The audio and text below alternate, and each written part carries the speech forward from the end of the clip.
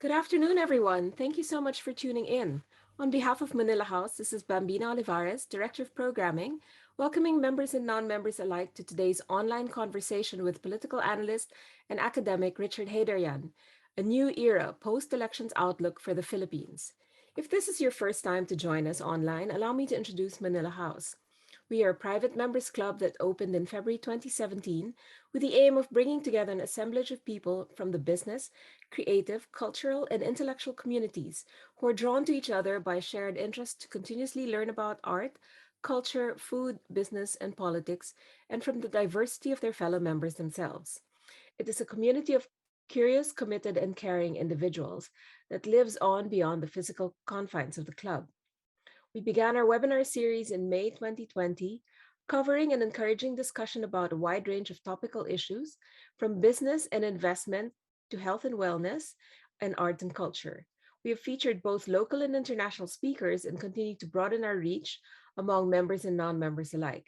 Our previous webinars are available for viewing on the Manila House YouTube channel. That said, for the non members among us, you might like to consider membership to Manila House. We have a limited number of memberships still available. Please email membership at manilahouseinc.com for more information.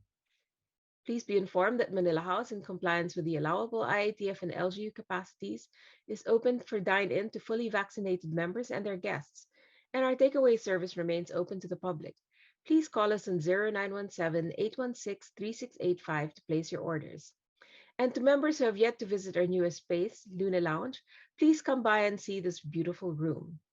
So, before we begin, just a few ground rules. This event is being recorded and live streamed and will be up on the Manila House YouTube channel in a day or two. Please use the chat box and Q&A box for any questions and comments, and we'll get to your questions as we go along. Thank you. So, let's begin with our talk. On June 30th, 2022, the 17th President of the Republic of the Philippines will be sworn in, ushering a new era in our country's history. There was much speculation as to who would be part of the new cabinet, with several names being floated around, and rumors as well saying so and so had turned this down, and so is going to be named to the cabinet. Among the key portfolios were those of finance, budget, and economic planning, as it was important to communicate to the international business community that getting the economy back on track after the pandemic and continuing the economic gains of the past decade and a half remain a priority. So far, so good. And with us today is Richard Heydarian, who will do a deep dive into the technocrat dominated cabinet and tell us what we might expect. So, allow me to introduce Richard. If you don't know him yet,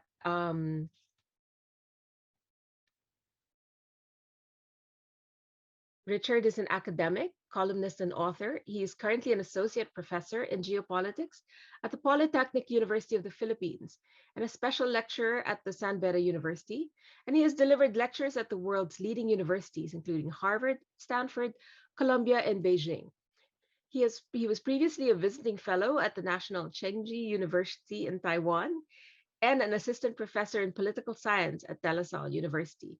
He's a columnist at the Philippine Daily Inquirer, an analyst at GMA Network, and has written for the world's leading publications, including the New York Times, the Washington Post, the Guardian, Foreign Affairs, and is a regular contributor to Al Jazeera English, Nikkei Asian Review, South China Morning Post, and Straits Times. He has written extensively on Philippine politics, populism, and Asian geopolitical affairs. His latest books are The Rise of Duterte, a populist revolt against elite democracy, and the Indo-Pacific, Trump, China, and the new global struggle for mastery. He is also a regular contributor to leading global think tanks such as the Center for Strategic and International Studies, Brookings Institution, and Council on Foreign Relations. His forthcoming book is China's New Empire.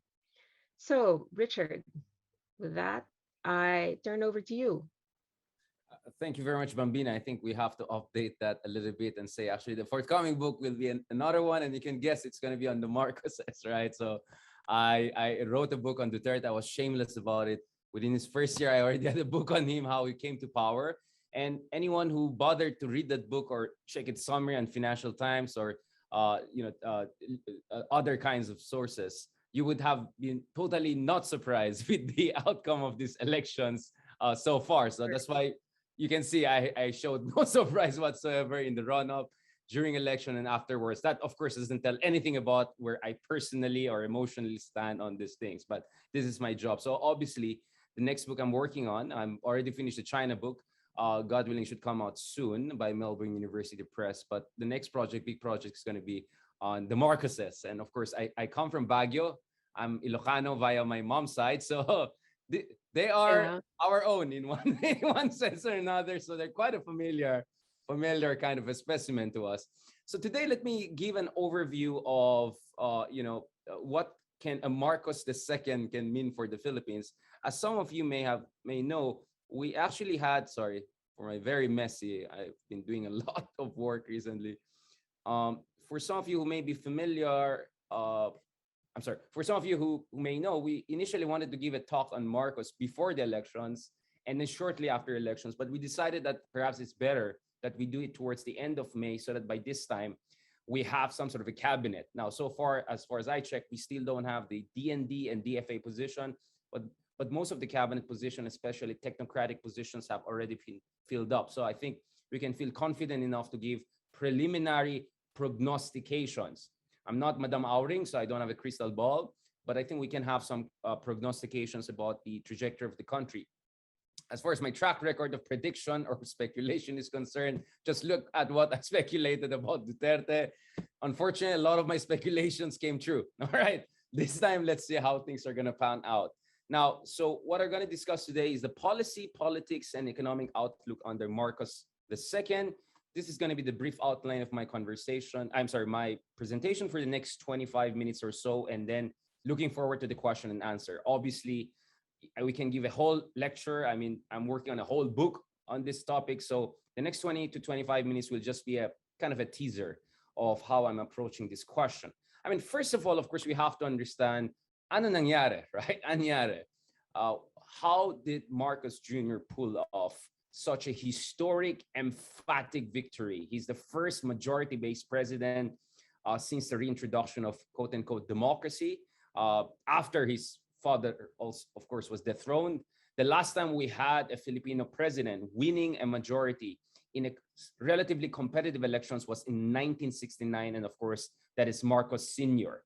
So almost exactly 50 years after declaration of martial law, now we have another Marcos in power. And of course, 30 years since the return of the Marcoses, they have now reclaimed the Malacanang. That in itself tells you about how important this is in historical terms. But we have to understand what was the road. How did he get here? So I'm going to provide a brief analysis by questioning what I call the myths about what happened in these elections. Second, quickly, I'm going to talk about counter-revolution.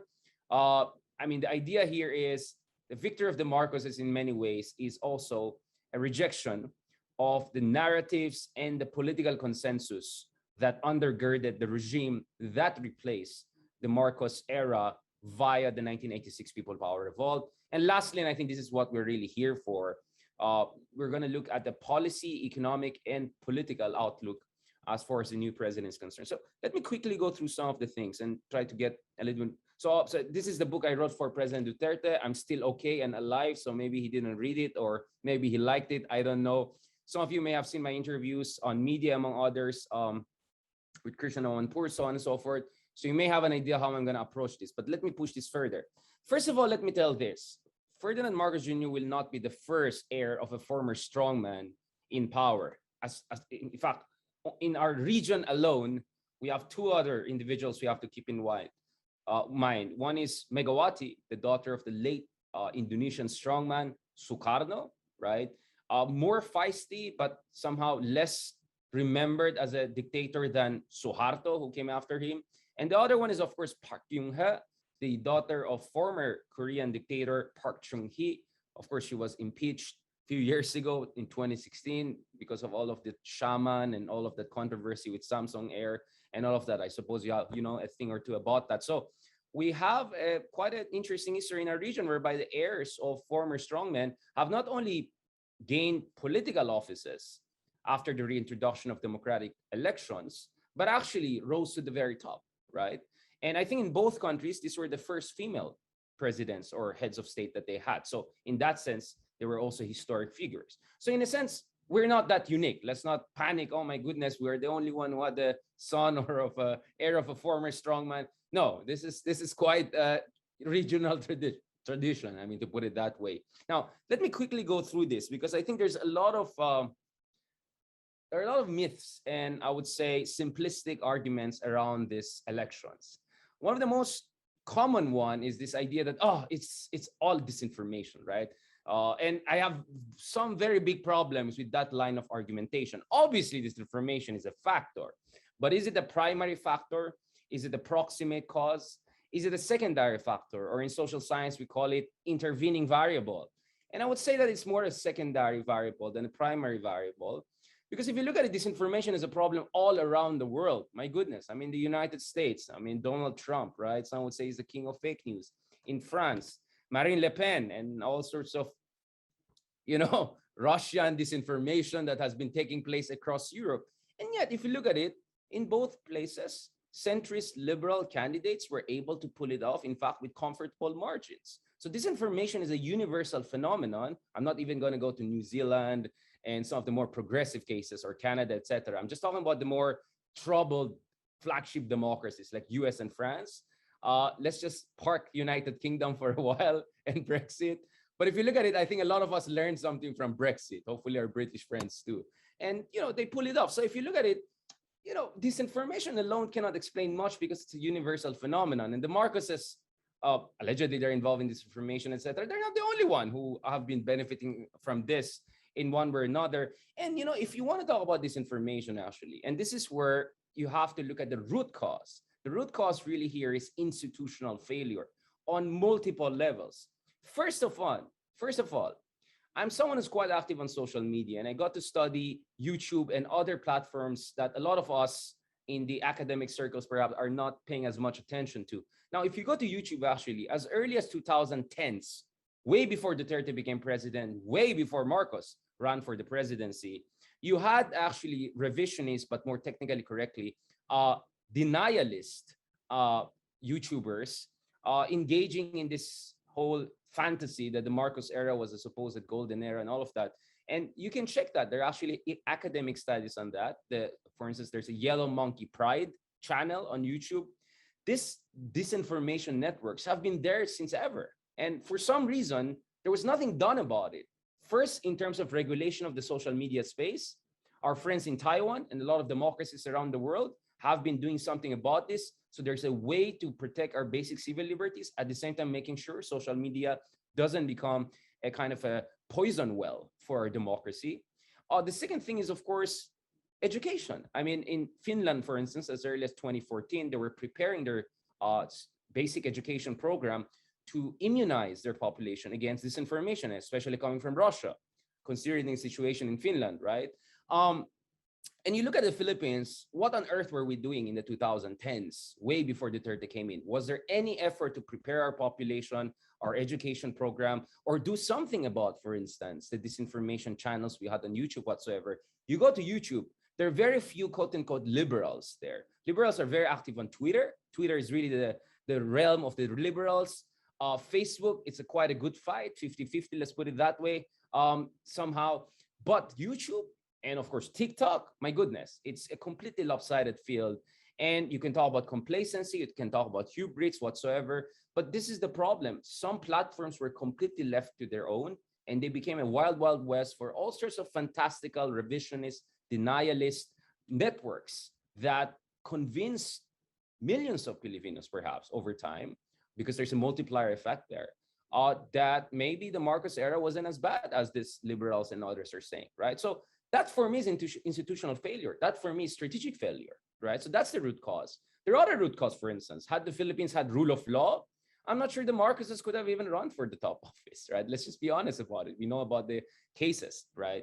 And so on and so forth. But one thing that you have to also keep in mind is this, and this is something that I noticed, and I'll show you data on this, is the fact that majority of Filipinos do not feel invested in what we call our democracy, right? So for liberals in this country, we have to protect our democracy. It's besieged. My goodness, let's prevent the Marcoses and Duterte's taking over. Okay, but if you talk to an average Filipino, this is what they're going to tell you. What democracy are you talking about? Because Again, this is before Duterte, huh? So if you look at before Duterte, the number of political dynasties in charge of elected office in the Congress, the situation actually worsened. You're talking from around 60% plus to more than 83% in 2013. So the oligarchic capture of our elected offices, this is a pre-Duterte phenomenon. And it's a phenomenon that happened despite having two or three reformist administrations, arguably two Aquinos and Ramos. I'll put him there, although we can also debate about that.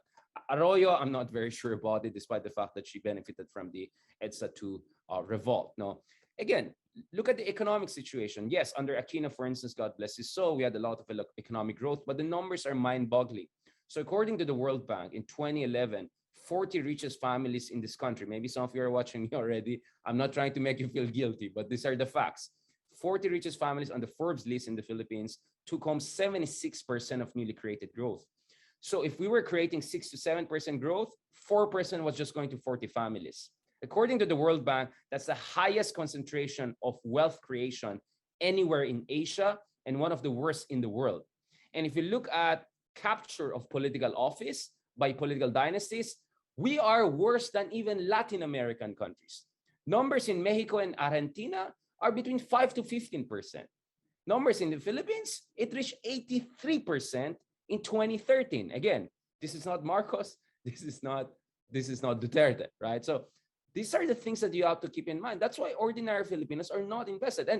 And the other myth we keep on hearing here is that, oh, the educated and the upper class are really for Lenny. It's those people who really went for the other side. Oh, actually, no. Look at it, for instance, if you look at the ABC and if you look at A and B, it's demographically irrelevant as far as voting is concerned. You're barely talking about 1 to 3% of voters, right? And much of ABC is actually C. This is a lower middle class or new middle class, right? And I'll discuss that very shortly. So really the numbers are coming from D. D is the decisive demographic in any Philippine elections. And let me put it this way. There is no way for Lenny to get 15 million votes in this election cycle. There's no way for her to have won the 2016 elections. There's no way for progressive senators like Riza Hontiveros to have won the Senate. There's no way for Benigno Aquino III to have become the president had they not got a significant chunk of D. Now, in this case, of course, the other side got more in these elections. But, vast majority of the vote of all candidates who win millions is really from D. So to make it look as if it's between A, B, C versus D, it's ridiculous. It makes no numerical statistical sense. But there's another way that actually it also doesn't make sense, because if you look at it, Bongbong Marcos actually was doing majority among ABC. In fact, his ABC numbers were higher than his D numbers. And Duterte actually got more votes, I think close to 43% of ABC compared to around 39% of D or E. So if you look at these illiberal leaders that we have had in recent history or elected, they're actually more supported by ABC, particularly C. So when Pulse Asia took out A and B, in a sense, it didn't really change the landscape that much, because much of ABC is C, and a lot of A and B, they're not really in service. I mean, they're in gated communities. You should know better than me, right? And if you look at this is interesting. So in January 2016, when Marcos was picking up to become #1 by next month, but at the last minute losing to Lenny, the demographic that was pushing her up was actually, again, ABC. You look at the numbers of Sara Duterte, also close to 50. And this is the other thing. NCR also has gone to the illiberals. When usually NCR is anti-incumbency every 6 years, this time they went hard for both Sara and Bongbong Marcos. Now, if you look at it, in fact, the situation in the Philippines overall is quite troubling. Over the years, the Philippines, the majority of the population has actually become skeptical of democracy.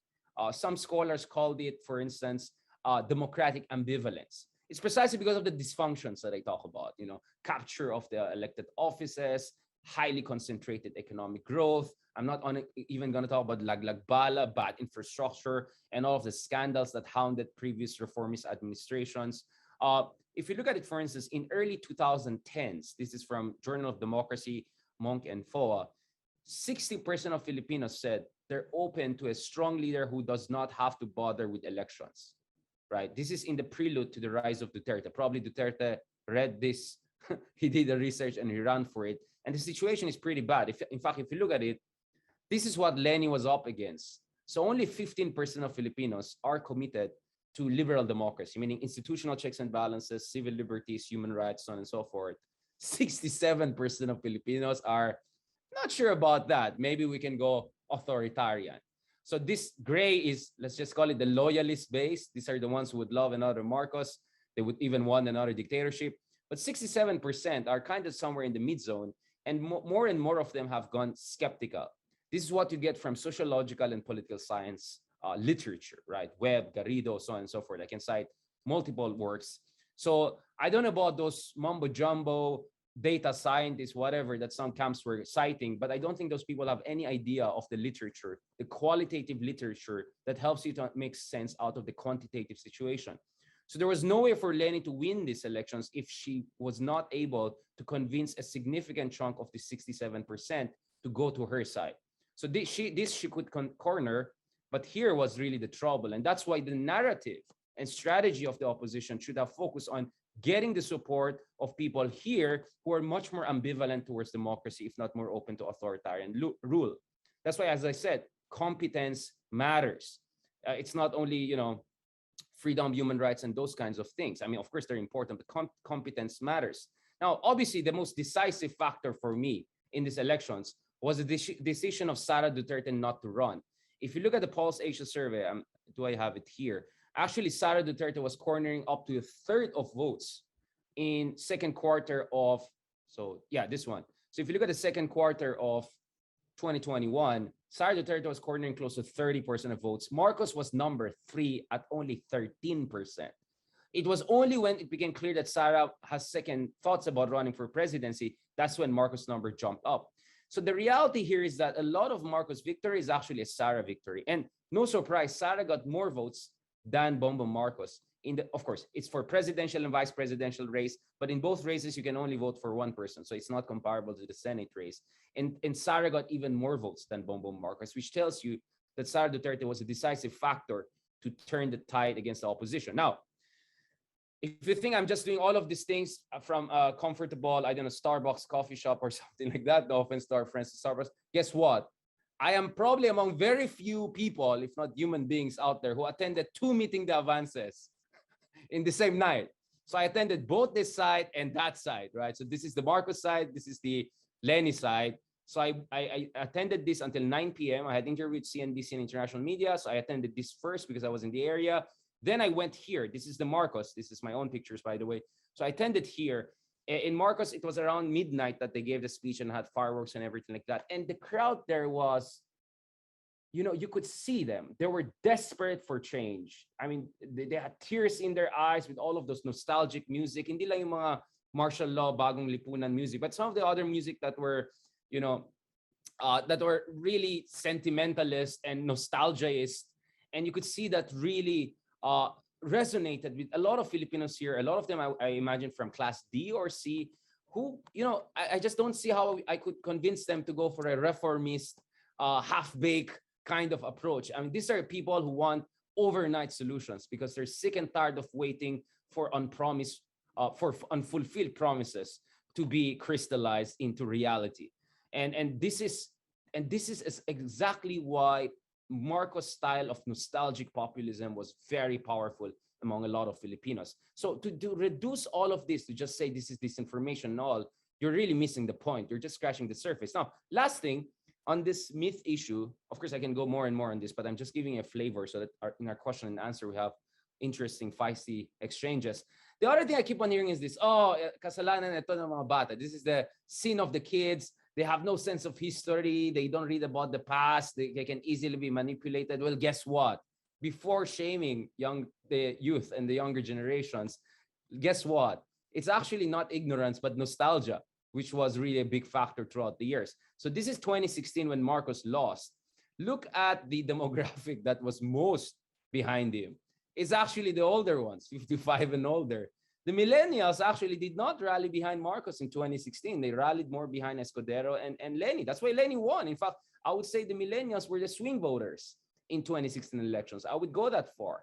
Marcos had he was struggling to get the millennials to her side. But see, this is where strategic learning is important. Okay, Marcos loses. On paper, he questions it. He loses 3 times in Supreme Court. But in the meantime, his team, his communications team, his TikTok team, right, really work on how to get the youth vote this time around much better than 2016. And they did a really, really impeccable job in terms of just political messaging and all. I mean, if you have watched his TikTok videos, among others, Marcos looks almost like a K-pop star. He has this bomber jacket, V-cut shirt, BTS hair, and that did very well among the youth. Now, for some strange reasons, we have no exit polls. I have no idea why, although I have an idea of why, but I'd rather not get into it. You ask our survey friends and all. But I won't be surprised that the Gen Z were actually the biggest demographic behind Marcos this time. But that was not the case in 2016. The youth vote, back then, millennials and older Gen Z, they did not rally behind Marcos. So the difference this time is strategy and platforms, right? So again, to reduce it to, this demographic is this demographic that, you don't know what you're talking about. You have to look at the data, you have to look at the numbers, okay? Now, Google Trends, I'm not going to even go there, but just to see how ridiculous the Google Trends thing was, look at this. Trump actually was beating Biden in Google Trend through and through, right? In fact, he should have been leading until the last moment, except all the surveys were suggesting otherwise, and actually the surveys turned out more correctly, right? Biden actually won that election by a landslide, electoral college, and a couple of healthy millions away from Trump, right? Ahead of Trump. So that's why this Google Trends and all, they capture interest level. I'm interested to research about Trump. Doesn't mean I'm gonna vote for him if I had to, right? So that's where I kind of scratch my head, like, why are we even doing this? I mean, this is pathetic, right? Okay, now let me go to the second part. Now, obviously, if you talk about the middle class, something I didn't mention also is a lot of middle class Filipinos, they are suffering for what I call Singapore envy. All of us want to have our own version of Lee Kuan Yew, right? So that we can be somewhat like Singapore, right? A little bit authoritarian, but economically prosperous. And I think Lee Kuan Yew, if you can do an analytics of it, is the most cited political figure in the Philippines, right? Among middle class, new middle class, etc. A lot of politicians, from Duterte supporters to Isko Moreno, etc., they cite Lee Kuan Yew as their inspiration. So this kind of Singapore model of low freedom, high growth, this is something that is selling among a lot of Filipinos, right? And a lot of Filipinos look at BGC and they say this is our little version of Singapore. Yes, it's private area, there are some restrictions, etc. But so what? We need discipline. So in politics of discipline, yung disiplina lang kailangan, yung ganyan motto, which started with Marcos Sr., it really did well among ABC, especially C, in these elections. Now, let me go to the next part. So, as I said, the fundamental way to understand these elections is it was a counter-revolution.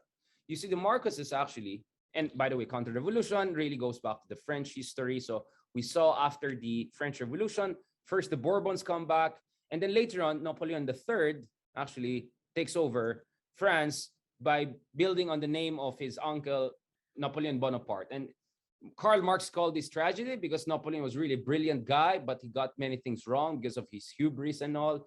In the case of Napoleon III, he was seen as a buffoon, right? Who only had the name but didn't have any of the qualities. But guess what? If you go to Paris today, a lot of the beautiful boulevards and the city planning that you see, that's Haussmann planning. Guess what? Who put that person in charge? That was Napoleon III. So actually, the buffoon turned out perhaps better for France down the road in terms of concrete benefit to France than Napoleon, although I know Napoleon is still very, very popular in France. So some would say maybe we have a similar dynamic. First, as tragedy, because in fairness to Marcos Sr., when he first came to power, and I'm sorry, he's the first president to win re-election, right? Yes, that was a very dirty election, etc. But when he declared martial law a few years later, that was actually supported by a lot of people, including business community, a lot in civil society, etc., because they felt something was completely rudderless about Philippine democracy. So the Congress, for instance, was barely passing any new laws. The Supreme Court was sleeping on its job. So there was dysfunction. There was democratic paralysis. And that was the context within which Marcos came to power. I would say his son pulled off a similar stunt, right? In a sense that, I'm not saying he's going to be a dictator or declare martial law, but it was really the democratic dysfunction of the past 3 decades and not like Duterte really improved much on that, that really paved the way for for the return of the Marcoses. But speaking of the Marcoses, you know, Bongbong Marcos actually has lost two national elections positions. I mean, he has lost in two national election races in the past. 1995, he ran for Senate. 2016, he ran for vice president. He lost in both. But the Marcoses never gave up. They're very persistent. They have been knocking at the doors of Malacanang since their return in 1991. And in 1992, had Imelda Marcos and Danding Coangco not split the loyalist vote, they would have gotten more than 28% of the votes, which is more than 5% than what Fidel Ramos got. And Fidel Ramos ended up with the presidency with only 23%. So as early as 1992, the Marcoses could have been back in power fully had they been more organized and consolidated. Both Aimee and also Marcos Jr. would lose in senatorial races, but that did not deter them. They came back again. So persistence, persistent counter-revolutionary mobilization. This is the story of the Marcoses. And the 2022 election is essentially the victory of counter-revolution. Now, whether this is sustainable in itself, that's another question. But now let's go to the next phase, which is what can we expect from Marcos II? As I said, I mean, this thing is a whole book in itself, but I'm just gonna, so I just gave you a flavor of how we can approach this in historical terms. But there are three factors that will shape how a Marcos II presidency will unfold. First is his personal sense of mission. I know that many people underestimate Marcos Jr., right? Because he doesn't have the kind of fire, eloquence, ambition, aggressiveness of his father, not to mention he doesn't have any of the academic credentials of his father, right? Bar top notcher, lawyer, etc. I mean, I'm not sure about this guy, how he even got into Wharton without graduating from any, bachelor's degree, but he didn't also graduate from Wharton, so here he is. We have a high school graduate as our president. No offense. I mean, I have nothing against high school graduates. I have something with people who had all the money and resources, and yet, that's the issue here. But that's the thing. That's why he's very much underestimated. The thing, though, is I also heard similar things about, God bless his soul, Benigno Aquino when he ran in 2010. Many people said, oh, he's not Ninoy. Ninoy was this and that. He's not even Cory. He doesn't have the charisma of Cory. He's really becoming the president because of course, the legacy and what happened in 2010, 2009, etc. But look at it. Once Aquino won, despite his mediocre background as a senator, congressman, etc., to put it mildly, he actually became a consequential president. You may agree with him. You may not agree with him.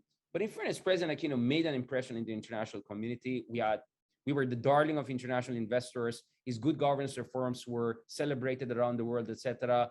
Now, obviously, if you scratch the surface, there were a lot of shortcomings, which I mentioned a while ago, etc. But I mean, lack of inclusive development, political dynasty situation getting worse, etc. But the point is, Aquino, after winning the presidency, personally transformed and became this kind of assertive, self-confident, visionary leader, right? And he won 42% of the votes, if I'm not mistaken. Guess what? Ferdinand Marcos Jr. is coming in with close to 60% of the votes, first majority-based president. If that's not going to give you some special confidence and sense of belief in yourself, I don't know about you, right? I don't know about you. And, I know many people say, oh, I mean, look at it. He's been surrounded by powerful women throughout his life. His wife, Lisa, Aimee, the mother, Imelda, etc. But at the end of the day, he's now the president. It's his name that got the 31 million votes, not Aimee's, not his mom, not anyone else. And that should do something to you psychologically. That should give you some sense of mission and strength and power and confidence and affirmation and vindication, even for that matter. And that's why we have to watch out for him and not underestimate him. And I'll discuss shortly why, in fact, there are signs that could be the case. The second thing we have to think about is the intra-coalition dynamics, especially the balancing that Marcos will have vis-a-vis other centers of powers. I mean, the usual, the Villars, the Romualdeses, etc. But obviously, the Dutertes will be a big factor. Sara Duterte is still a dominant figure in Philippine politics. Now, we don't know whether this is just a byproduct of her father's momentum or whether she can sustain this for years to come. Let's see. I'm already hearing about a Robin Padilla Sara ticket for 2028. All right, let's see if there's still going to be elections by then. We may shift even our constitution and have a different system altogether by then. And number three, I think it really matters how foreign powers, especially our partners in the West, Japan, Australia, etc., how they approach the incoming administration. Duterte was a very different political animal when it comes to foreign affairs. He had this lifelong resentment against the West, etc. While the Marcoses are a completely different thing, right? They are culturally Western. They are educationally Western. Some of them graduated, some of them they didn't, but they still got exposed to the Oxfords and Princetons of this world. We know that Marcos himself, Marcos Jr., is an aficionado of British underground music. I mean, he's such a geek when it comes to those things. He knows things that most of us don't know about British music and all of that. Maybe we just know Beatles, but he knows 10 other ones. He plays saxophone. So he's a completely different guy. And the Marcoses are what I call their Tiffany and Co., right? They're the society people, right? They want affirmation. They used to hobnob with the Kennedys of this world, right? So it's nothing like the Dutertes, right? To just put it mildly. And correspondingly, I think we can look at three scenarios. Of course, this is a spectrum. There's going to be a 50 shades of possibility.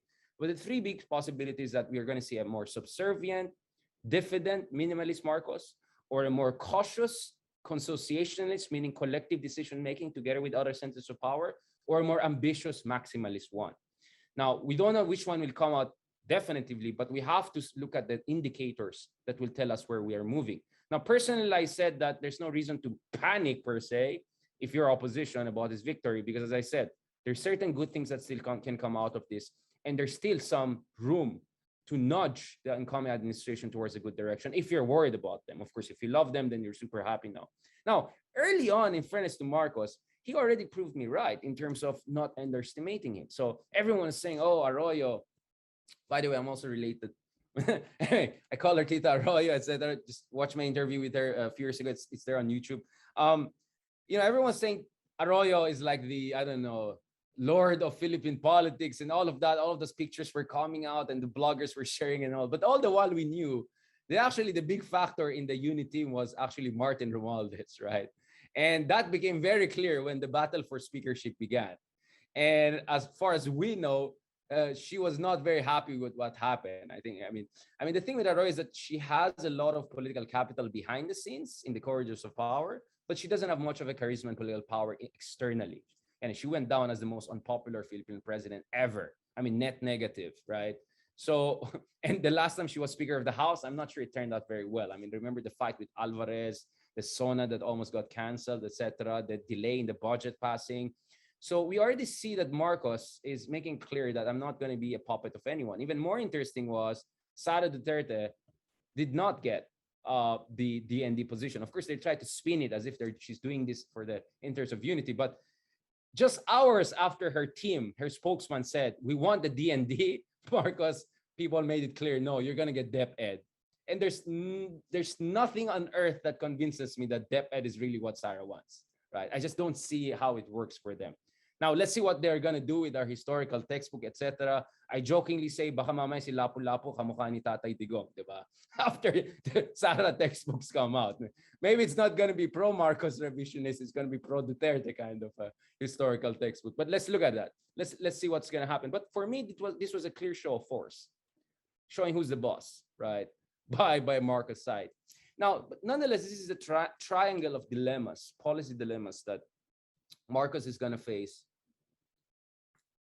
in the coming years on three fronts. On foreign policy, he has the balance between the West and China.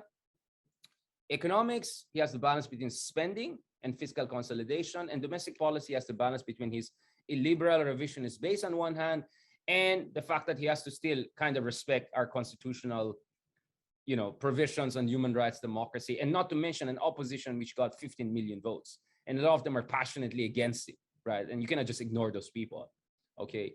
Now, on the foreign policy front, as I mentioned a while ago, in fairness to Marcos, actually, I don't think he's another Duterte. I think his relationship with China is nothing like what Duterte has had with China. We can go into details and all. You can check my articles and works and all. But, the Marcoses have a very different relationship with the West. And if you are thinking about the court cases against him in the US, forget about that.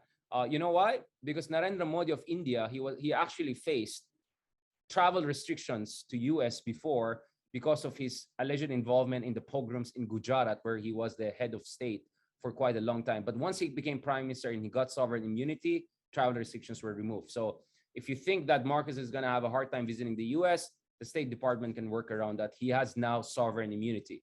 And I'm quite certain that Marcos looks forward to going to Europe, to Brussels later this year for Asia Europe Summit.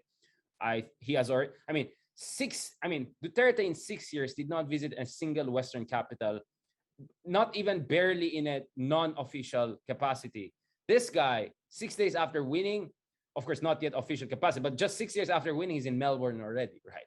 That just tells you the personal chemistry Marcos Jr. has towards the West in ways that Duterte never has had, and never will, right? So that's something that you have to keep in mind, right? And not to mention the Anglophile British connection, right? Which I think could be also a big factor. Our good friend, the British ambassador, recently met Marcos. It looked like a very convivial meeting. Just look at the pictures and look at how giggly our incoming president was. So it's going to be a totally different game. But more importantly, there are two structural constraints that will prevent Marcos from going the Duterte way, which is pivot to China, etc. All that love China and love Xi Jinping. The first one is public opinion. You see, in 2016 and 17, even though many Filipinos were skeptical of China, according to Pew survey, sorry, I don't have the numbers here, but it's there in my works, I've cited it. In the Pew survey, 60% of Filipinos supported economic engagement with China because Duterte convinced people that China will invest big time in the Philippines, and that if we're nice to China, they'll be nicer to us to West Philippine Sea. 6 years later, nada. How many big ticket infrastructure projects by China has been kicked off in the past 6 years? Zilch, nada. And in the West Philippine Sea, the situation got even worse under President Duterte, right? More militarization, more militia deployments. You had the Reed Bank incident.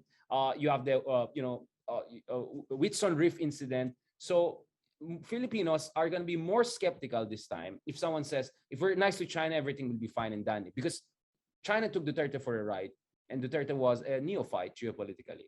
So let's see how Marcos will deal with this. And that's, I think, the reason why in his SMNI debate, in the first SMNI debate, apparently they had series, he said, we're going to deploy warships to show force to China in the South China Sea. Now, I'm not sure, you can debate whether that came from his heart or not, but the point is he recognizes that he cannot ignore the public opinion. But more importantly, it's defense establishment. So throughout the years, I have conducted surveys, I've dealt a lot with the Philippine military, etc. The institutional linkages with the US and Pentagon is really strong. They're not pro-US, but they're quite skeptical of China. They're open to engagement with China, but they're not open to any kind of intimate security cooperation. That is why in 6 years of Duterte, not a single defense agreement of value and importance was signed with the Chinese. The Russians, they made some inroads, but forget about that now with the Ukraine crisis and all of that. So with Marcos, it's going to be a very different ballgame. Not necessarily pro-Western. No, I don't think so. I think it'll be very different from Aquino, but I think it'll also be quite different from Duterte for structural and personal reasons that I mentioned. Duterte's relationship with the West, my goodness, his days in Mindanao, his ideological orientation during the Vietnam War when he was a student in Manila, he's a completely different figure, and his worldview is very different from Marcos Jr. On the economic part, on the surface, it looks like best and brightest. We have all of this, all UP School of Economics, and UP people, of course, not Pascual, it's BAA, but so you have a lot of these people there. So on surface, it looks fine and dandy. Okay, interesting people, Medalla, Palisacan, Jokno, Pascual, etc. But the reality is that Marcos is going to face some serious policy space issues. Marcos has made it clear he wants to push with the build projects of Duterte. He also made some fantastical claims like yung rice pwede daw 20 pesos. I don't know about the Yamashita and Talano gold and those kind of stuff, but this is it. You can win in elections with populist antics, but once you're in power, you have to make the adults run the show. Otherwise, you're going to be in trouble, right? And this is I'm not saying we should panic, but this is essentially the framework within which he has to work. Debt rose by 20% year on year last year alone, right? So it's now at a 16-year high and close to 60.5%. Now, we are not Greece, we're not sovereign debt crisis level, so let's not panic. But if we don't control the situation, if we don't get the fiscal deficit situation under control, and we keep on borrowing this way, that could affect our credit ratings, which have been very good in the past decade. But once that gets affected, then we're going to be really in trouble, right? Because it pushes up the interest rates, our borrowing costs, then that's going to have a ripple effect. So something has to be done there. Number two, Marcos said he wants to push forward with a lot of BBB projects, but 35 of them should be finished by next year. So that means a lot of budget has to go there, a lot of focus has to be go there, and some degree of continuity is necessary in DOF, DPWH, and DBM to make sure we can pull that off. And 20 others are still up for review, actually. So the third talk about all of this infrastructure, blah, blah, blah. But a lot of them are unfinished or yet to be finished. So it depends what Marcos is going to do on that. So there's going to be a lot of skillful implementation and significant financing issues that have to be settled. And in fact, Sonny Dominguez, outgoing Defense Department of Finance Secretary, has underscored the importance of fiscal consolidation. Very important for us to make sure that as much as we want to spend, things don't get out of control. In fairness to Jokno, though, he seems to have rejected Sonny Dominguez's call for increasing taxes or suspension of tax breaks. But let's see how is he going to balance that with the need for spending. I mean, especially infrastructure and creation of growth. Now, we know Benjamin Jokno. I mean, his daughter was my professor in School of Economics, so he was not my professor. But I know that if there's one thing with Benjamin Jokno, if not the Joknos in general, is that they're independent-minded people. In the case of Benjamin Jokno, he's known to be quite heterodox, and he kind of believes in fiscal expansionary policy. He did that in DBM. So if you look at our infrastructure spending as a share of income, it increased from around 2.5% to more than 5% when he was DBM before he went to Banco Central. So as DOF, I suppose he would want to have also an aggressive fiscal expansionary policy, but he will have to balance that. If he doesn't want to increase the taxes, but he wants to spend, then something has to give here, right? So those will be some of the tough decisions that this supposedly A-list team has to do. And then, of course, when it comes to Arsenio Balasacan, the challenge, of course, and of course, in the case of Pascual also, in the case of Pascual, I mean, DTI, I hope will coordinate more with DFA because we really need to move forward on a number of trade fronts. The Indo-Pacific Economic Framework launched by Biden, the Philippines is one of the countries that showed interest. Marcos also emphasized that. Now we have to look at the details because the devil is in the details. How can we get into that? We were not part of the TPP, but maybe here we can get something. The other thing we keep on talking about with our American partners is the need for a digital free trade agreement as a precursor for a bilateral free trade agreement, which has been lingering there forever.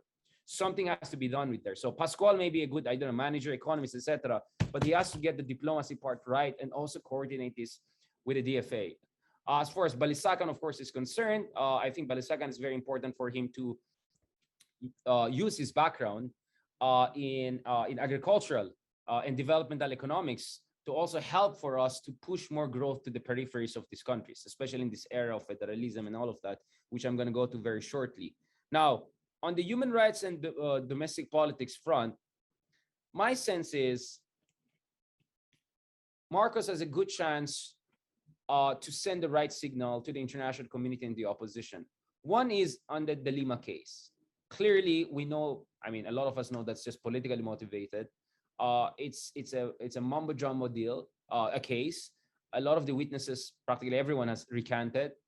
The credibility of the witnesses was in question to begin with. So in fairness to incoming DOJ chief, Boy Remulla, he has mentioned that he's willing to look into this, and he has said that actually there's a kind of a red flag with the recanting of the cases. So I'm not saying that he will free the Lima tomorrow, but at least there's a recognition that something is not working here and something has to be done. So he's not as invested in this case as the DOJ secretaries of Duterte. So that in itself creates some space. The other one is on the corruption front. It looks like Marcos is not gonna take out the PCGG, but clearly he's not gonna direct it against his own family. So I think some anti-corruption initiatives will be launched, but whether it's gonna be against opposition or people who really deserve it, then that's another question here.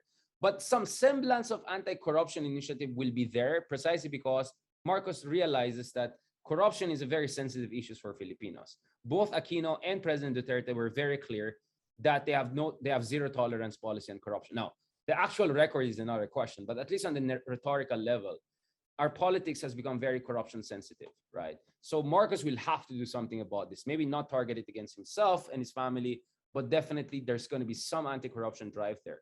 Now, Ivan Marcos, also the de facto spokesman of the family, has indicated that, has implied that negotiations probably are already ongoing with the ABS-CBN folks on potential reinstatement of their franchise. Let's see how it goes, but I won't be surprised they can come up with some sort of a compromise, and you can fill in the blanks what those things could be, right? On the war on drugs, I think this is where we get some good signals. Yes, Marcos kind of made a pro forma offer to Duterte to take over, kind of his drug czar, whatever. But the reality is that he has actually acknowledged. For instance, look at his interview with Tito Boy Abunda, where he made it very clear. Yes, I want drug war, but it has to be a different approach altogether. It has to be more surgical, use scalpel rather than hammer, and it has to be more rehabilitation focused.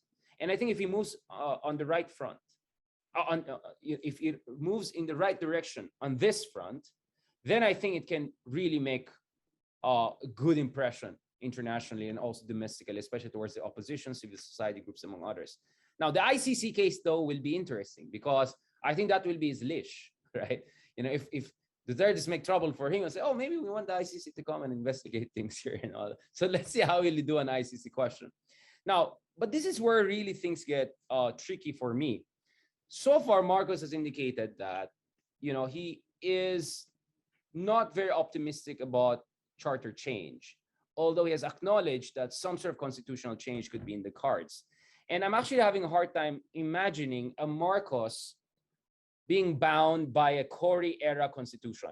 You see, the 1997 constitution was overseen by Corazon Aquino. The idea of a Marcos Jr. just sticking with that until the end of his term, I'm not very sure about that. I'm just not very sure about that. And unlike Duterte, he not only has the numbers, he has the momentum, he has the political capital, and I think he has even more discipline and vision than Duterte to be able to pull off the constitutional change that Duterte could not, for lack of discipline and time, etc. So what are we looking at? And I'm going to end here. I know it became really a long lecture, almost an hour long. But ayoko nang bitin eh. We really have to look at the fundamentals here. So I think there are two likely outcomes for the Philippines. One is a hybrid regime under one dominant leader. So if you're familiar with the case of Hungary, this is Viktor Orban, or Turkey, Recep Tayyip Erdogan. On surface, they're democracies. They have elections, semi-competitive elections. On surface, they have free, independent media, but it's a co-opted system. So elections are semi-competitive, but too gerrymandered and too many other shenanigans happening to make sure that one party keeps on winning, no matter how unified the opposition is. So in the case of Orban, the opposition actually completely unified in this election cycle this year, and yet they still lost, but much closer margin, hindi 31 million to 15 million. It was more like 50+% to 30+%, all right, much closer fight. In Czech Republic, actually, the populists were beaten by united opposition, which was the inspiration for Hungary. But Orban is really an Orban, right? This guy, he's an ex-liberal activist against communist regimes in the past, Cold War era, and then he turned into essentially the ultimate role model for authoritarian populists around the world. Recep Tayyip Erdogan in Turkey, quite a similar system. Now, if you look at it in both countries also, they have free media, but really it's the pro-government oligarchs that are running the show, not to mention social media, right, which also can intimidate and crowd out more independent, progressive, liberal media. So a hybrid regime could be a very much a probability, not even a possibility, but probability for the Philippines down the road if certain trend lines continue. Or an end, what we can have is a dominant coalition, this kind of a Duterte-Marcos axis, some permutations of that, essentially sustaining their grip on the Philippine state through different kinds of constitution or the same constitution for the foreseeable future. In both cases here, actually, this is a difference, very important. Here, in both cases, you had constitutional change, which allowed them to consolidate power. But we can have a Malaysian scenario whereby you don't even need to change the constitution, but the same coalition will keep on dominating elections after elections after elections. Obviously, in Malaysia, there was a little bit of blip when former Prime Minister Mahathir, whom I interviewed, you can check my interview with him, temporarily kicked out Najib and all because of all that crazy corruption scandal, WalamDB, but they're back again. This these Barisan National guys are back again, either as Barisan National Omno or as some sort of a permutations of that or a combination. These guys are still more or less since independence of Malaysia with that slight tweak, like for 2 years or so under return of Mahathir, who is also a former Barisan National guy. Malaysia has been essentially run by a single illiberal coalition. And I think that's very, very likely for the Philippines. Unless, let me close on this note. All right, of course, you have to have this ending like that. Lenny and the opposition get their act together. And this is what I've been saying. While other people were, I don't know, grieving or going to Boracay and French Riviera, etc., after elections to distress, poor people like me had to check paper students and do our academic work and stick around. So one of the things I've been doing is to also tell to the opposition, hey, relax. I mean, it's not the end of the world, right? The first thing you have to keep in mind is this. I think Leni Robredo has still a political future. I think she can run for Senate. I think she has a chance for still national office. I mean, Bongbong Marcos lost in Senate and VP, and yet he became the president. Look at it. Her numbers actually increased from the time she ran for vice presidency compared to the time she ran for the presidency. To see how important that is, look at the numbers of Binay. He won like 10 million votes as VP, and then he won 3 million votes as president. And we saw it. Binay could not win Senate race anymore because he's on a downward political trajectory. Leni, I don't think is on the same trajectory. I think she could still become a force on the national stage. And she got 50% more votes than Marojas in 2016. Marojas got under 10 million votes. She got almost 15 million votes. Now, it's obviously far from 31 million that the other side got, but it just tells you that the opposition is not a complete spent force if they can get their act together. Speaking of the pink movement, my goodness, I mean, I call them super Bibo toddlers. It only started in October, and how I wish the opposition didn't do those grand rallies only towards the end of the race. This should have happened in January and February. And even more, the celebrity endorsements. I mean, you have Vice Ganda, you have Piolo Pascual. I mean, you have the A-list of celebrities. But they came out when? They came out towards the end of the race. By that time, you have a significant reduction in what I call elasticity in voter preference. So a lot of the Bongbong voters in January were, still willing to change their mind. We're talking about 60, 70% even perhaps. By April, March, game over. People already made their decision. I saw celebrities endorsing Lenny on May 7. Like, who cares, right? So this is a problem. Like, you have a Ferrari, but you cannot drive it like a Fiat. You have to make the most out of the assets you have. Now, because Sara and Marcos teamed up, I really thought that's going to be a really tough fight for Lenny. But my sense is this fight could have been much closer if the assets were used better. Not to mention, I think the opposition really needs new strategy, new team, and new narrative precisely because of this. Precisely because of this, because you have to win over this 60, 70% who are ambivalent towards democracy. So the same kind of yellow 1986, 2016, 2010 election narrative is not going to work anymore. You have to up your game. You have to up your game. Probably a new team. That's what she needs. That's what the opposition needs. That's how you can honor the enthusiasm and sacrifice of all of these legions of volunteers who went door to door and worked very hard. So I'll keep it there because I'm going to say more controversial things, but maybe we can save that for the question and answer. Thank you very much. I hope, Bambina, I earned my keep. All right. And the delays and all, I justified that. Thank you very much. I'll keep it here. Thank you. Thank you so much, Richard. That was extremely comprehensive. Wow, you covered all the bases.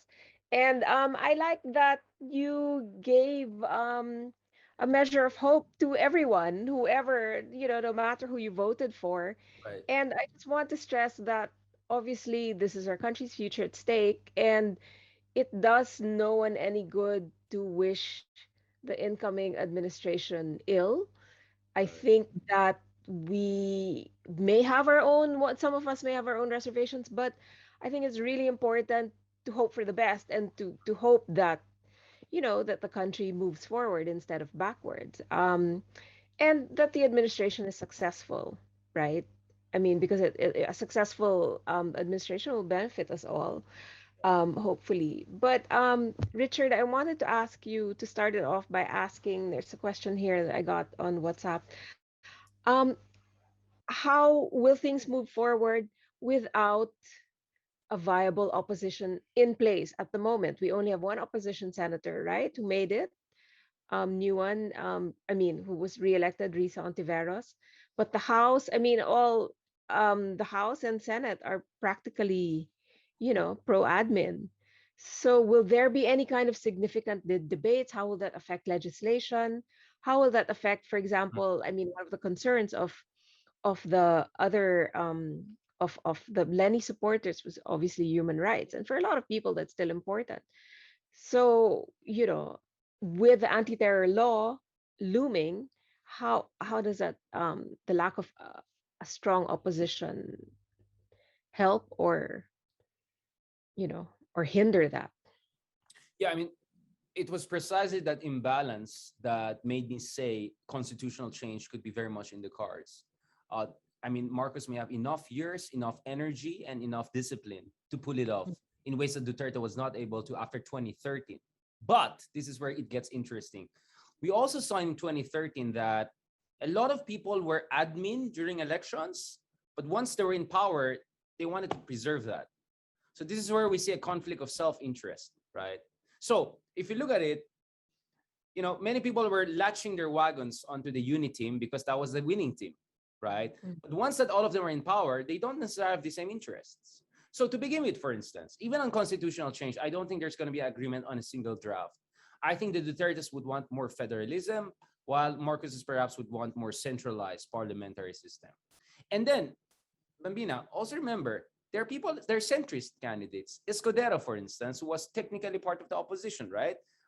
He's not as progressive as Riza Ontiveros. It's correct. Riza is the only unquestionably opposition progressive candidate. But you have a lot of these centrist candidates like Chiz Escudero. I could even put Cayetano there, right? And Zubiri to a certain degree, who are not necessarily 100% sold on this uni team, and they may have their own divergent ideas. And I think they're going to be a part of the minority. I think Escudero, Cayetano. So Riza is not going to be the one person there. There are going to be a couple of people there. So Bato and Bongo and all will be the other side. Of course, Robin Padilla, I didn't mention, he'll be hard for federalism. And now that he's number one and has the brilliant mentorship of Salvador Panelo, I'm sure he's going to push for federalism and all of that. But a lot of the others are going to scratch in their head and going to say, I'm not sure about it. So conflict of self-interest is one thing we can look forward to. And the other thing is centrist candidates who were more close to administration just because they wanted to make sure they win the elections, but they may have second ideas. I mean, Angara is an interesting person to think about. If you look at Sonny Angara, I don't know if he's watching now. I mean, Sonny Angara, of course, he had to do what he had to do. I understand it, right? Many people try to cancel him. They call him enabler, etc. But because he oversaw the tax, reforms, he thought maybe the recto thing will happen to him. So I understand there was a kind of a desperate mode. Let's go, like that. But if you look at Angara, he's actually very centrist, if not, I mean, almost a Macronish figure in Senate, right? He's like the closest thing we have to actual Macron, right? Technocratic, charismatic, top school background, and he knows how to play the game, right? And actually, I heard everyone thinks Cynthia Villar was all in for the Senate presidency. Well, she is, but the fight is apparently between Zubiri and Cynthia. But I've heard that Marcos may actually want someone like Angara to be the next Senate president. He's still young, a little bit younger than the rest, but I think Angara could be also an interesting figure. So these are the peoples I look forward to in terms of, I mean, I'm watching carefully to see what are going to be their moves. Because I think these are the people who are going to say, teka lang, teka, diba? Let's not rush and bulldozer this thing, right? So maybe we want to go through technicalities, etc. So let me just put it this way. I think the more conscientious, centrist, independent senators can still make a difference together with a few or single opposition left there, right? Mm-hmm. So that is why on the surface, it looks like it's done deal, but actually it's not. Once you go to the details, that's where the problem is. Again, we saw, for instance, from 2012 to 2016, there were at least 3 drafts of constitutional change. And each draft was reflecting the interests of a different faction. Some wanted to remove the term limit. Some wanted to put death penalty against drug dealers. Some didn't want to, right? Yun yung naging away ni Pacquiao with others. So I think those dynamics will not go away. And I don't think Marcos Jr. is Marcos Sr. or Duterte in a way that he can bludgeon them into submission. I don't think he's that kind of guy. So in that sense, I am cautiously optimistic that despite my concern with the move towards constitutional change, that conflict of self-interest and some of these swing voters in the Senate could still make a difference. And remember, Bambina, you can have the entire Congress, but you need 2/3 of the Senate for constitutional change. And then you also have to go through a plebiscite. So hindi lang ito basta-basta. Kaya nga sabi ni what's his name? Marcos, that Chacha could be quite a complication. You there, Bambina? Sorry. Am I Trina, are you hearing me? Sorry. I think we lost Bambina.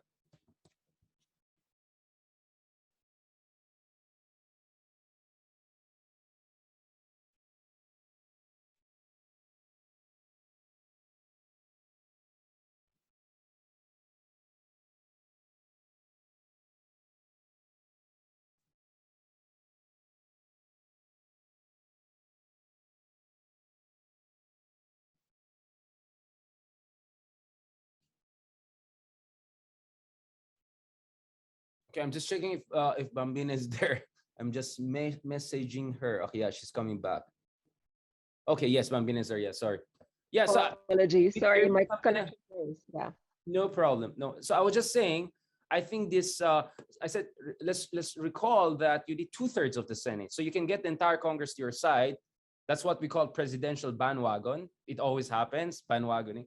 But in the Senate, you need 2/3. So if just above 1/3 of the Senate go along this line I'm saying, which is, hey, teka lang, more centrist, more independent, more opposition, that can still prevent. And then there's another level, which is the plebiscite that they have to go through. This has to also go. So what I'm saying, although it depends, CONAS or Constitutional Convention, nonetheless, I think if more than a third of the Senate is centrist, independent minded enough, we still can prevent a kind of mumbo jumbo constitutional change. But just to be honest, I am okay with constitutional amendments. I think some stuff there are kind of questionable. And to be honest, I felt the 1997 Constitution had a lot of inherent weaknesses, and we're paying the price for that. For instance, it had no enabling law against political dynasties. That's why, and then expect mo yung dynasty will pass law against itself. That's ridiculous. It had no anti-defection law, so people can change parties overnight. Kaya nga that's why a lot of people don't vote along party lines, because parties are a joke in this country, because you can change parties all the time. And then we have no campaign financing laws. So there's no financing issue. So you don't know where the money is coming from. And that's where a lot of vote buying and shenanigans are happening. So parang, if you look at 1997 Constitution, God bless their soul, the people who made it, some of good friends of ours. But parang ang daming kulang eh. Ang daming kulang. Ang daming, I'm going to say like, daming loopholes there. So I'm in principle, I want to change it, but do it in the right way. But we are where we are now, right? So the challenge right now for the opposition is to say we're okay with some amendments, but we don't want mumbo jumbo stuff. And then bid alliances with the centrist candidate, with the opposition candidates, whoever's left there inside the Senate. And then the other thing, Bambina, remember, senators are politicians. So they care about what's trending on Twitter, what's being said on Facebook. So just because walang masyadong opposition sa loob doesn't mean tapos ng laban, because I think people are, proactive as citizens online, etc. It puts pressure. Even Tatay Digong had to roll back a lot of his policies when there was backlash online. So the fight is not over, guys. The fight has just begun, right? In that sense. No, and what about the composition of the Supreme Court? Because that's obviously appointed by the president, right? At the moment, there are only two who could be considered pro human rights or anti in a way, or more centrist, I would say, and not tainted, let's put it that way. Well, majority are appointed by Duterte, right? So yes, exactly. Okay, so if critics like 13 at least, right? So critics will kind of raise their eyebrows and say, about that. But remember, this was also the same Supreme Court that 3 times voted against Marcos on the VP issue, the vice presidential recount, right? This is also a Supreme Court. So it has had its moments, right? It also, I think, on the issue of ICC withdrawal, among other things. So yes, I mean, you can criticize them on the Marcos burial. You can criticize them, for instance, on the the EJK issue, etc. They were not proactive enough. But in fairness, I'm not gonna categorically say it's a hopeless case. Obviously, I wanted the Supreme Court to do more. But I know their limitations and their problems and their fears and concerns, etc. And I was totally unhappy with what happened with the Sereno situation. That was crazy. Justice Mm-hmm. secretaries having those fights in public. Like, my goodness, where are the adults, right? Nonetheless, I think these Supreme Court justices, a lot of them are already set there, right? They're already safe inside, right? So maybe they have some room for maneuver, right? That we are underestimating, and we saw it. They also are good in, very Chinese, right? Splitting the difference, right? So they'll kind of go with you here, but they'll kind of go like that. So Mm-hmm. they know how to do it too, right? And we're seeing this trend even in the US, right? With Supreme Court. I mean, Yes, uh, yes, yeah. until recently, right? Until Yeah. recently, you would say they will go like that on the LGBT issue and healthcare, Obamacare, and then they'll go a little bit like, you know what I'm saying? So I think in that sense, it's not a rosy picture, but it's not a Mm. hopeless case too.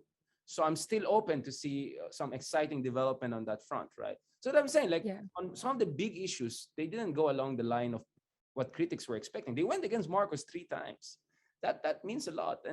And towards the end, we saw also them making some rulings on the ICC issue, etc. So let's see, Mm-hmm. let's see. So I'm not gonna give up on that. And what about the disqualification cases because of the non-payment Yeah, of tax there. I liability? mean, like, okay, That's quite this a is where I mean, contentious issue, right, for yeah. some people. This is where we should not have any illusions about our country. I mean, we don't have rule of law. Let's just be honest about it. We have more rule by law, right? Mm-hmm. Like, so as much as due respect, right? I mean, good things have happened. There has been accountability, Mm-hmm. even the ill-gotten wealth. I'm not demeaning that. Please, I mean, that's why I say God bless Aquino's soul. I think he did some good stuff. He was a good transitional leader. I wrote his obituary for Nikkei Asia. You can read that. So, I don't want to be unfair to anyone. But at the same time, let's just also be realistic. I mean, the level of impunity in this country is mind-boggling. It's among the worst in the world, right? Just look at the numbers. For instance, you have 2,000% overcapacity in some of the jail systems. You have, a Mm-hmm. single judge handling 644 cases. Like, I mean, it's just insane. The pre-trial detainees are 55 to 60%, including a senator of the Republic, Leila de Lima. So, I Yeah, mean, yeah. let's not kid ourselves, right? And in these systems, it tends to be winner takes all. In fact, my take on the Philippines is, and this is where Duterte is a unique phenomenon, but has actually an ancient precedent, right? If you look at it, like our good friend Maria Ressa, I think she has a book like how to resist, how to defeat a dictator and all. I was just hoping like she How waited to for stand up to a dictator. Yeah, something how like to. that. But like Yeah. you should have waited for Marcos first, right? Like this is just the Caligula. We still don't have the. No, I'm kidding. No, but the thing is, but the third is respecting the term limits, right? He's stepping. Yeah, He's yeah. not declaring martial. I mean, maybe he wanted, but he couldn't. He didn't, right? So for me, it kind of reminded me of these Roman dictators who are giving like Mm. this 2 year limit, and then with the 2 years they have ultimate power, but they step down. So term limited dictators, right? So if a Filipino president is maximalist, he can become a Roman dictator, not just a dictator, but a Roman Mm. dictator, term limited. And then so that's what we Yeah. saw. So it's a kind of a winner takes all situation. I heard this preposterous ideas like, oh, they will let Marcos get in and then disqualify him. But like, no, once he wins, he's the boss. What Yeah, are you yeah, talking exactly. Yeah, about? yeah. You think those guys will go against Marcos on after he gets 31 million votes? Are you kidding me? Duterte got 16 million votes. He got away with just so much, right? I mean, Mm. I'm still wrapping my head around how did that just happen? Like Duterte happened, right? And you think with 31 million you can go against it? Good luck. I mean, Sarah couldn't even get the DND for herself. You think they can disqualify him? It will be. I mean, it will go bonkers if they do that. The only chance was when he was still running, and even there we saw what happened, right? It's like, Yeah, oh, don't yeah. release guans on boats and all that. Like, oh, I mean, come on. So, kaya nga minsan sabi ko, level up naman yung mga analysis. If you're gonna go conspiracy theory, may just elegant conspiracy theory, wag yung mga mumbo jumbo stuff. And to be honest, both camps suffer from mumbo jumbo analysis, right? And so far, everything is turning out correct as far as I've been saying. So Yeah. no, he won it. He's kind of untouchable on the disqualification front. Even on the ill-gotten wealth, let's see, right? Let's see. Let's be realistic about that too, right? That's what I'm saying. Eyes wide open, no illusions, but still Mm. work with. I call it ethical realism. So you're realistic Mm. enough to Okay. accept this is the lay of the land.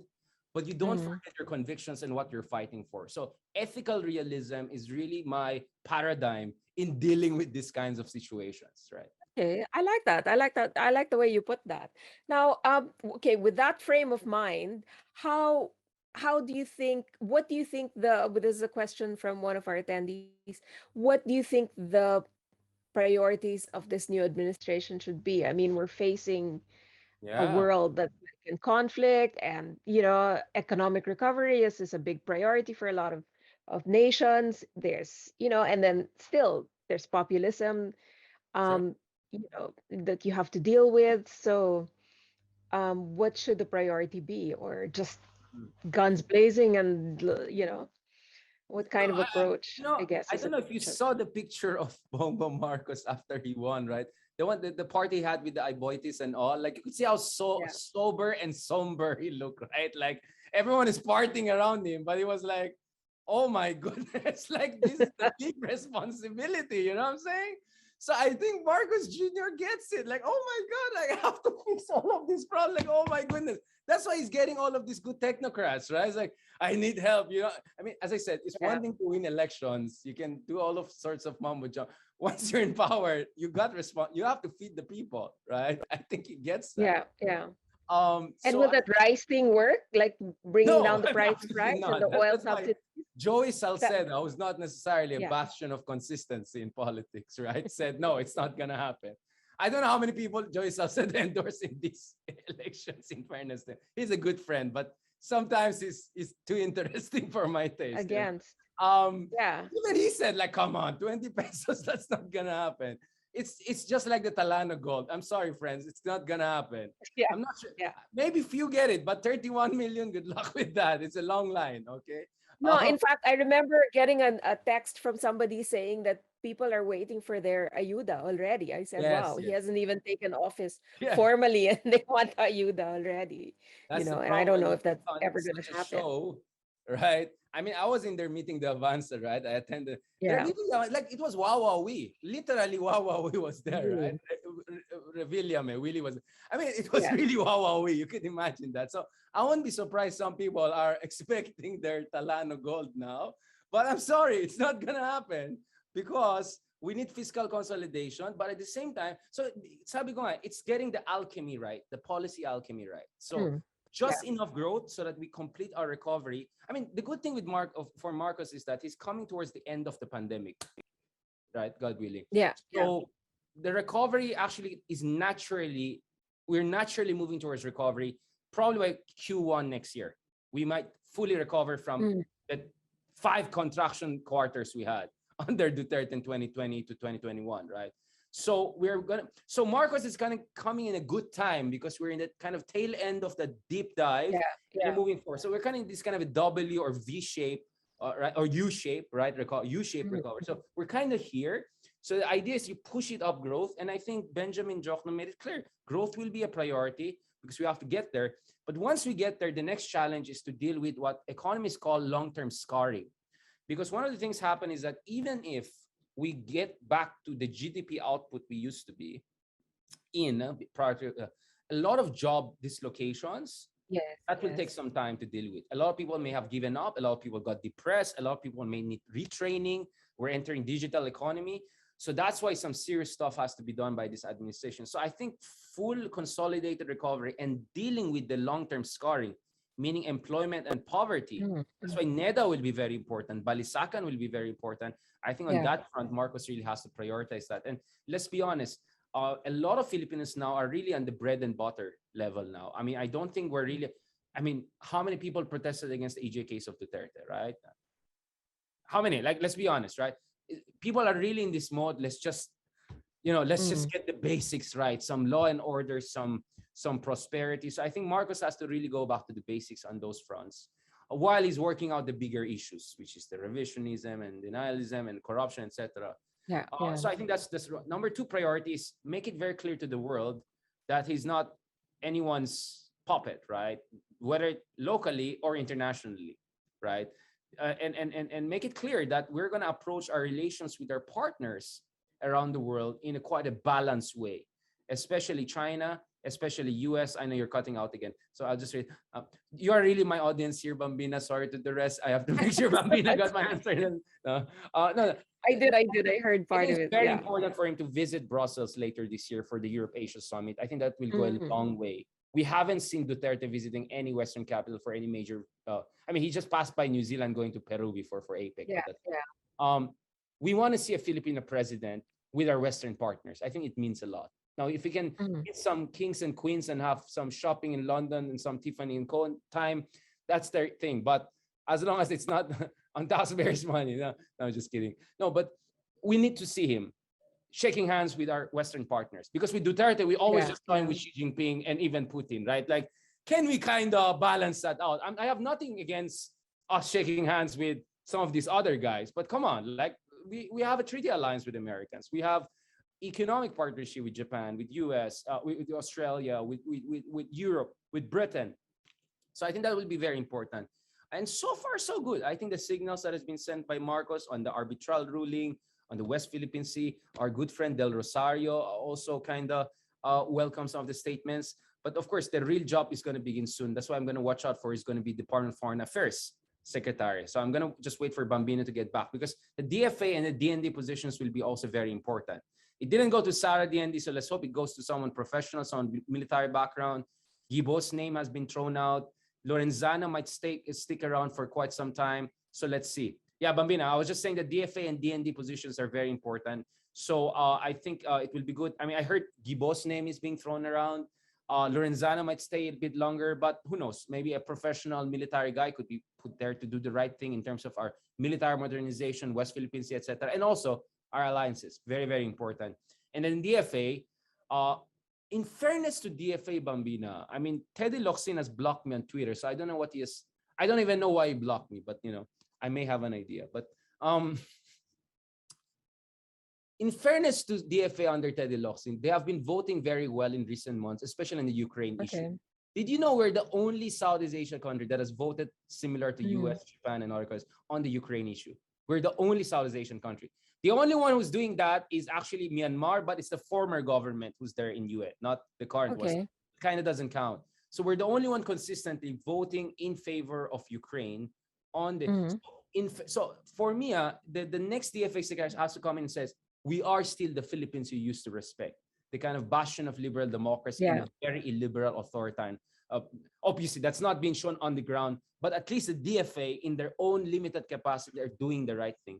So I think it will be important for Mhm. DFA to be there. And as I said, DFA has to coordinate this also with DTI to get the free trade agreements Mhm. with America, digital free trade, and Indo-Pacific free trade agreement. So we need Mhm. to get some things right also on that front.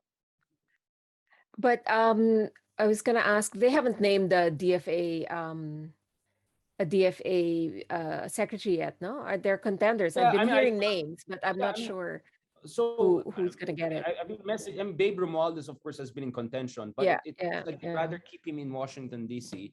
Another one is my former professor. She's kind of controversial now, Clarita Carlos, who actually was behind the Yeah.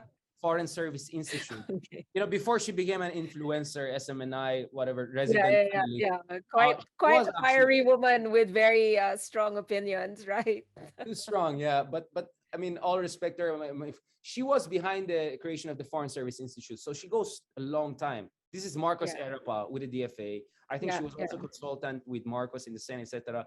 Now, you might not like some of the things she has been saying. She's a little bit in her influencer mode. I do that too. But I think when it comes to it, she's a pro. She's a pro. She's quite a smart person. And I think we might see some interesting stuff on the front of foreign policy if she becomes the next DFA secretary. Mhm. Although I'm not sure she's the preferred one inside the bureaucracy, just to put it mildly, right? But there's a third option. I heard the name of a current USEC, an ambassador, a female. Mhm. I'm gonna just message the name. I don't know if I'm allowed to even say the name. So there's a career. So this is what I get from.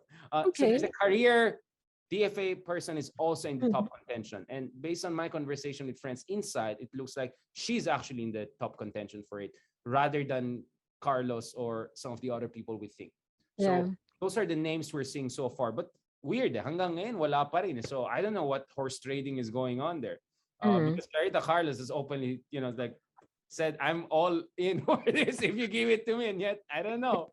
Let's see what's going on. Yeah. If me, I'll make her the national security advisor. I think she would be an interesting NSA. Really? Yeah, Okay. Okay. she hasn't. But DFA, I'll rather give it. But let's see how it happens. You know, Okay. people are different as influencers and actual officials. Except Teddy Locsin, I think he kept the influencer while also being the secretary. But not too bad, not too bad. Okay, yes. Well, I heard rumors as well that he could be maintained, but I Oh, can't he loves verify to, that at but this point. I'm not sure. I mean, he was spokesman of Cory, right? I mean, I don't know Yeah, if yeah, the unity part of Marcos extends that far, and I don't know. I mean, Marcos maybe wants to have a foreign secretary who doesn't tweet crazy stuff, right? And doesn't block people right and left. Maybe some more respectable yeah, person online, right? So a yeah. little bit, Well, yeah, that makes sense. yeah, not Yeah, not not too many loose cannons, all right? I mean, yeah. especially DFA.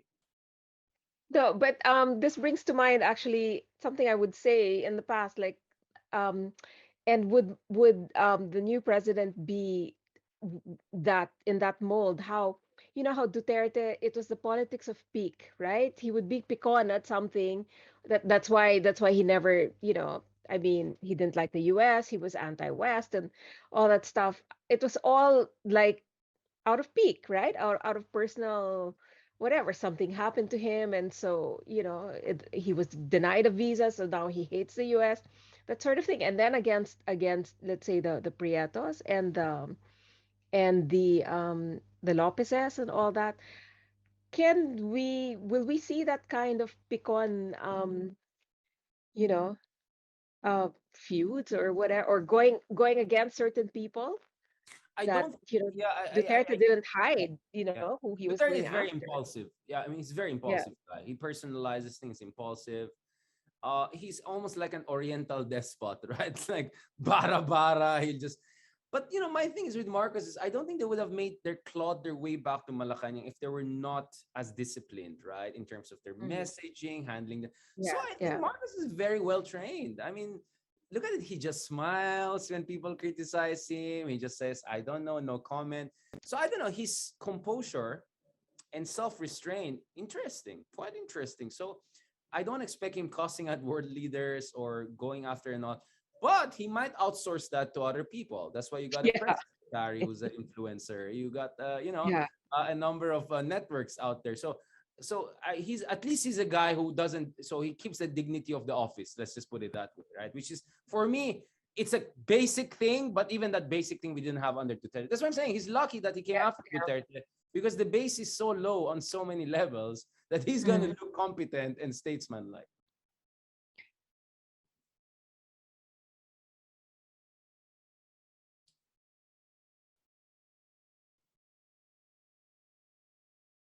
Sorry, what about the media? I think we're gonna have to close soon because my connection Yeah, is yeah, no really problem. I bad think we today. covered a lot, right? I mean, I noticed like Yeah, yeah. No, gusto but laway just ko final sa question. A final yeah. question before we close. What about the media? What can the media expect Yeah, in very terms of good question. Yeah, access, in terms of, yeah, lack of access, maybe, right. yeah. Ganito Or Bambina, yeah, so I'm gonna get a little bit controversial here. So as you know, I work with domestic and international media a lot. So I am not mm, invested in anything. I've worked in ABS-CBN, in GMA, I yeah. write for. So I'm not invested in all of these little petty fights. No offense to anyone, right? So I don't belong to any tribe. So this is my semi-outsider view. One thing I noticed over the past few years is lack of solidarity among media people. I mean, Mm, even on Maria Ressa, like when she was facing all of those things, I just felt there's not enough solidarity support there, right? At the mhm. same time, you ask people, they also have their views about Maria Ressa, and I'm just being Yeah, honest. Okay, yeah. guys, please don't shoot the messenger. I, I'm shameless, right? So I'm just gonna say it out. So I had issues with that, and I'm saying like, hey, we're all gonna sink here if we don't get our act together, Mhm. right? If you're just gonna think about our rivalries and our egos and blah blah blah, all of us are gonna be irrelevant, right? So one thing we have to build on is we have to build solidarity, work together, FOCAP, local media, work together. Mhm. I know there are efforts by good friends. I'm not sure I can name names because of some confidentiality. There are some efforts, but it has to go more, Bambina, because kulang talaga eh. Rivalries, network rivalries, Yeah. personal rivalries, ego issues.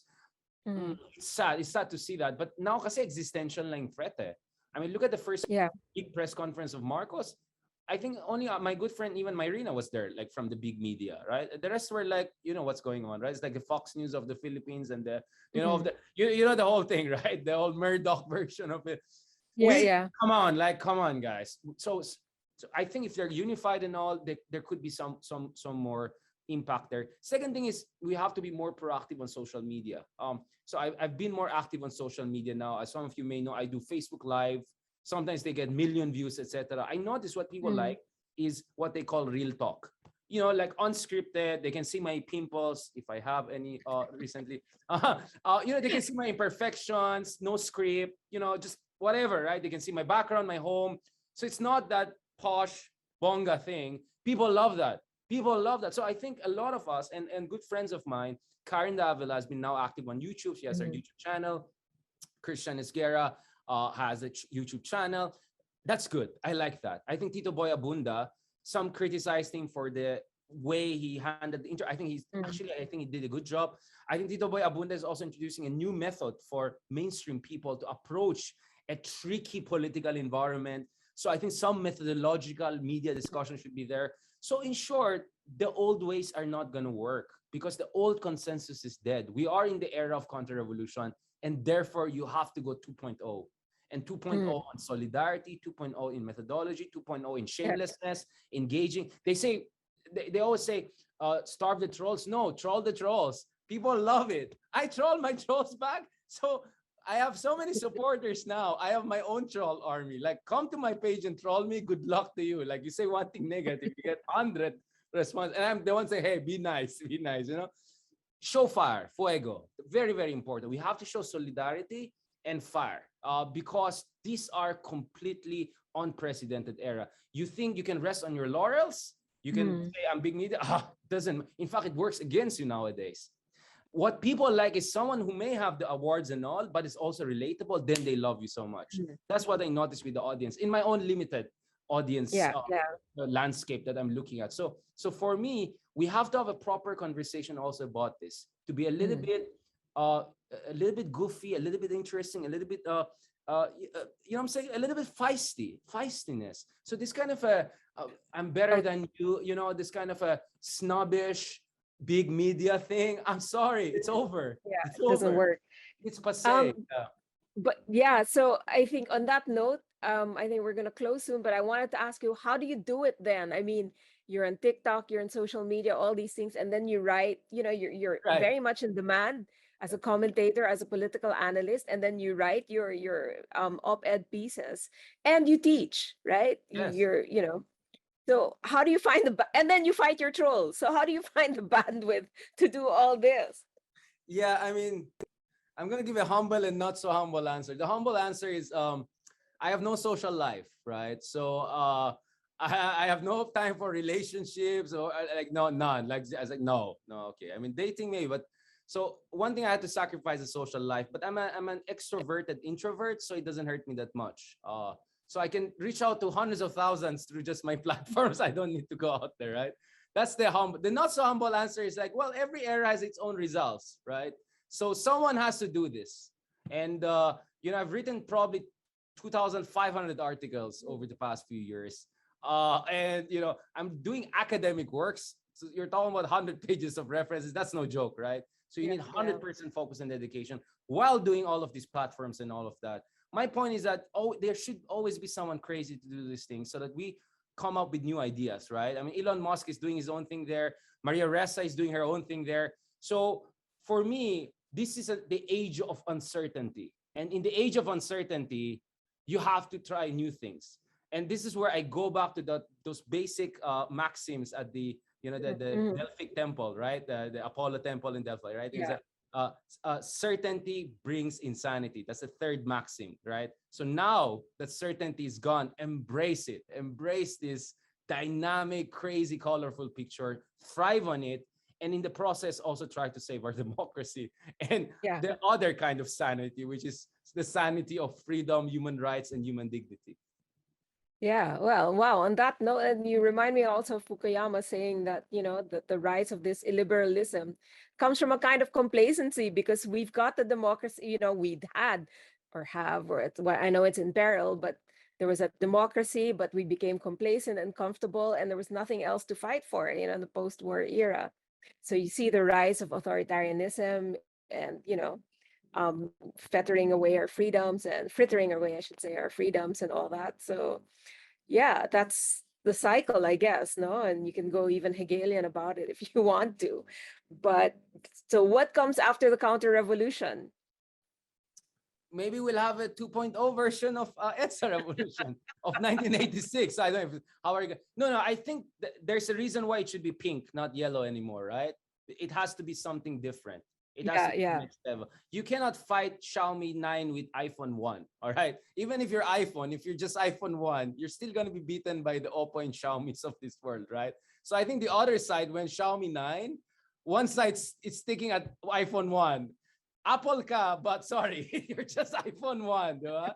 So you have to level up the iPhone 2, right? So that my chance rin in democracy natin. Sorry for my techie parallelism, but I think it makes sense a lot because many people think, oh, we're the more articulate, we are the columnists, blah, blah, blah. They take it for granted that you need to evolve with the times, no? So just don't blame it on Cambridge Analytica, disinformation, and all of that. We have to up our game too. We have to up our game and understanding of our own people. Know Yeah. thyself. That's the first maxim, including your own country. The maxim number one, that's also a very important one. Yeah. Well, that's a great note to end on. Thank you so much, Richard. This is a long time coming. I know several postponements, but I think we got it right this time, and we hope to have you back again. It's always a pleasure. And your insights are extremely interesting and well informed and a little out there, but it's great. As you said, it's great to rattle us every now and then, and hopefully from that new strands of thought and action will emerge. So on that note, thank you so much. This will be up on YouTube in a day or so, and members, we will send you the link to this. And Richard, anything you want to Actually, I just wanted to thank you, Bambina, but your internet went off. I hope you'll see that later on the recorded. Thank you so much, Bambina. That was fantastic. And thank you very much to folks. Actually, I'm looking at your comments here. Thelma, among others have been commenting very nicely and kindly. And I look forward to more conversation with you guys along this platform. So this is just going to be one of many, hopefully, as we navigate this uncertain era with more heart and courage and innovativeness. Also, I look forward to joining Bambina for podcasts. So I hope Bambina will see this later on. So thank you very much. Thank you very much. And I hope I can join you guys soon. I'll just message you, Bambina. I think you're going to miss all of the things that I've been saying over the past 2 minutes or so. Maraming salamat. Thank you very much. Thanks, Trina, also for this.